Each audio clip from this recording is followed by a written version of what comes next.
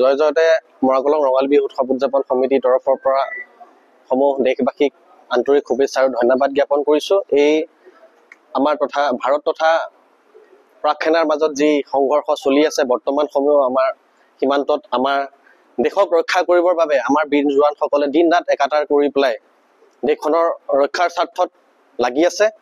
সেয়ে আমিও এই বৰ্ষত মৰাকলং ৰঙালী বিহু উৎসৱ উদযাপন সমিতিৰ তৰফৰ পৰা বিগত বৰ্ষৰ পৰা আমি বিহু এখনেই অনুষ্ঠিত কৰি আহিছিলোঁ। আপোনালোকে ইতিমধ্যে দেখিবলৈ পাব যে আমাৰ পিছফালে ইতিমধ্যে আমি পেণ্ডেলো তৈয়াৰ কৰি লৈছিলোঁ।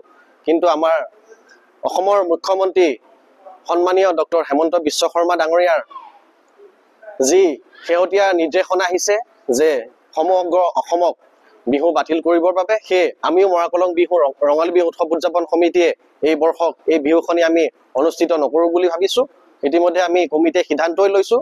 সেয়ে সীমান্তত যিসকল বীৰ জোৱান আমাৰ গাঁৱৰ বা আমাৰ অঞ্চলৰ সমূহ বীৰ জোৱানসকলে দিন ৰাত একাকাৰ কৰি পেলাই এই যুদ্ধখনিত সহায় সহযোগিতা কৰি আহিছে, তেখেতসকলকো আমি আমাৰ তৰফৰ পৰা আমি উৎসাহ যোগাইছোঁ, আশীৰ্বাদ কৰিছোঁ যাতে সমগ্ৰ দেশৰ লগতে আমাৰ গাঁৱৰ বীৰ জোৱানসকলেও যাতে দেশখনৰ হকে যুঁজি জয়ী হৈ আহি আমাৰ গাঁওখনৰ নাম উজ্জ্বল ভৱিষ্যত কৰিব বুলি আমি আশা ৰাখিছোঁ।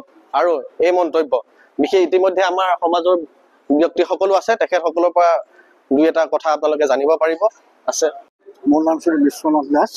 আমাৰ মৰাকলং যুৱকসকলে প্ৰতি বছৰে আমাৰ এইখন গাঁৱত এদিনীয়াকৈ হ'লেও বিহু পাতি আহিছিলোঁ। আমাৰ দেশতকৈ আমাৰ বিহু ডাঙৰ নহয়, গতিকে আজি সকলো যুৱক আৰু যুৱতীসকল আই মাতৃ আৰু বাপসকলে আমি এই বিহু বাতিল কৰি আমাৰ সীমান্তত যিবিলাক বীৰ সৈনিক আছে আৰু আমাৰ মুখ্যমন্ত্ৰী আমাৰ ছাৰে যিটো আমাক নিৰ্দেশ দিলে, সেই নিৰ্দেশ মৰ্মে আমি বিহু বাতিল কৰি আমাৰ দেশ মাতৃৰ হকে যিসকল বিয়ানে যুদ্ধ কৰি আছে তেওঁলোকক আমি আশীৰ্বাদ জনাইছোঁ। আৰু যিসকল শ্বহীদ হৈছে তেওঁলোকক যাতে আত্মাই সুগতি লাভ কৰক, তেওঁলোকৰ হৈ আমি সন্মান জনাই আজি সকলো আমি আই আৰু যুৱক যুৱতীসকলে ভগৱানৰ ওচৰত প্ৰাৰ্থনা জনাই আমি তেখেতসকলক আশীৰ্বাদ কৰিছোঁ।